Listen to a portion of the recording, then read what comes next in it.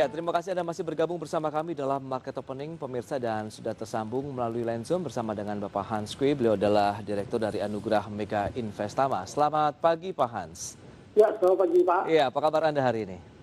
Baik Pak, baik. Baik, luar biasa juga kalau kita cermati di Wall Street semalam begitu ya, membalikan arah yang terjadi begitu, mencoba melawan tekanan jual yang terjadi dalam 3 pekan beruntun, kemudian dari Dow Jones-nya 3 hari berturut-turut, Pak Hans. Anda melihat sentimen yang terjadi di Wall Street tadi akankah menjadi pendorong juga bahwa indeks harga saham gabungan pada saat opening market nanti akan kembali lagi menghijau?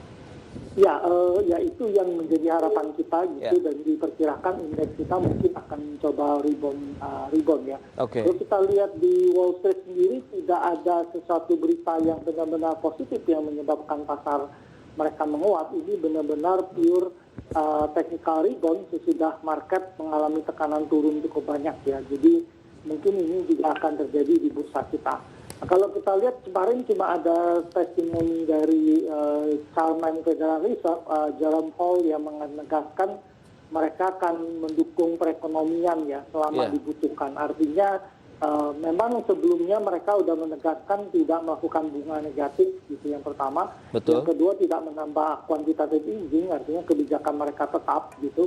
Tetapi kalau kita lihat mereka tetap akan melakukan QE sebesar yang mereka berikan saat ini selama dibutuhkan perekonomian gitu.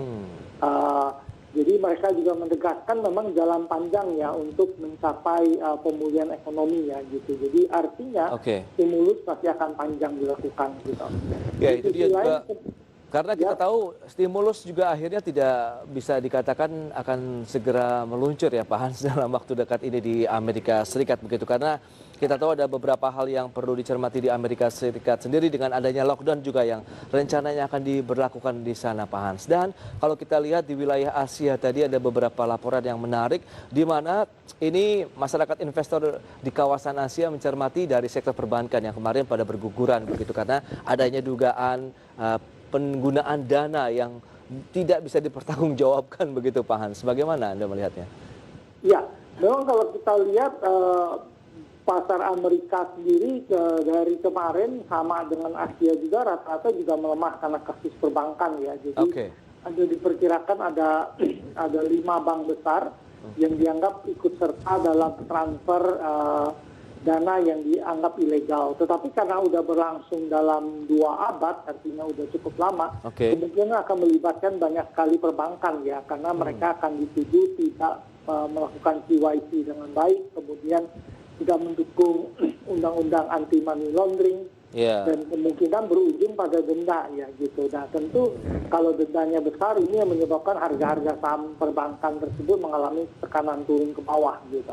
Baik, tapi tidak akankah mempengaruhi pergerakan market di dalam negeri, Pak Hans, adanya kejadian di sektor perbankan di wilayah Asia tadi? Karena kalau kita lihat kemarin juga sektor perbankan di dalam negeri juga banyak yang terkena aksi jual cukup dalam begitu. Apakah sentimennya sama atau ada hal lain? Ya, kalau kita lihat di dalam negeri kemarin udah 2 hari memang kelihatan saham perbankan mengalami tekanan turun. Karena diperkirakan ada 18 bank yang di dalam negeri yang juga menerima aliran tersebut gitu.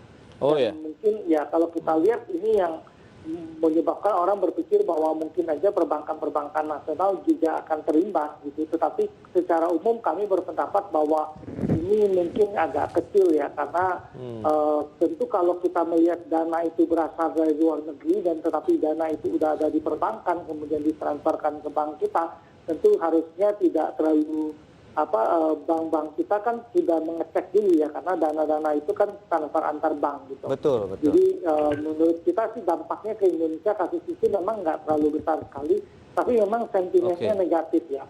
Apalagi peristiwa ini terjadi di tengah pandemik ya yang terus meningkat naik, sehingga tekanan pada sektor perbankan sebenarnya di dalam negeri lebih disebabkan oleh PSBB total kedua ini ya yang di-apply gitu. Itu lebih punya dampak negatif pada ekonomi dan perbankan nasional. Itu dia. Berarti kalau dengan kondisi seperti ini, Anda melihat bagaimana pada saat opening market nanti, begitu? Apakah indeks juga akan kembali mengalami tekanan jual atau bagaimana? Karena kita lihat asing ini terus membukukan aksi jual begitu, yang cukup masif sebenarnya, Pak Hans. Ya, asing sebenarnya dalam tren yang bergerak keluar dari pasar kita, bahkan dari awal tahun. Memang ini pola nggak bisa kita hindarkan ketika krisis ekonomi, setiap kali krisis ekonomi mereka selalu keluar dari pasar emerging market gitu ya. Ya. Karena konsep dari krisis adalah mereka harus keluar dari aset-aset berisiko dan menuju aset yang lebih safe haven gitu.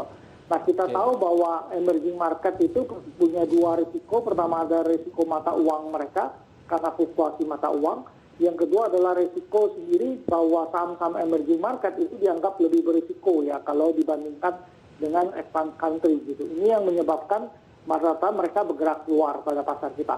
Tetapi 3 pekan terakhir mereka keluar juga dari pasar kita karena memang ada rencana pembentukan Dewan Moneter, amandemen undang-undang bank sentral ya, ini punya sentimen yang cukup negatif karena dikhawatirkan akan menghilangkan independensi bank sentral sendiri gitu. Baik. Nah, ini seirama dengan statement dari Standard & Poor's ya, lembaga pemeringkat global, menyatakan beberapa bank sentral di emerging market itu mempertaruhkan reputasi, peringkat kredit, bahkan risiko krisis ekonomi besar-besaran ya. Bila terus mencetak uang, memberi surat berharga pemerintah gitu. Itu dia. Sudah krisis berlalu. Nah, ini yang menyebabkan dana asing memang bergerak keluar dari pasar kita. Baik, Pak Hans.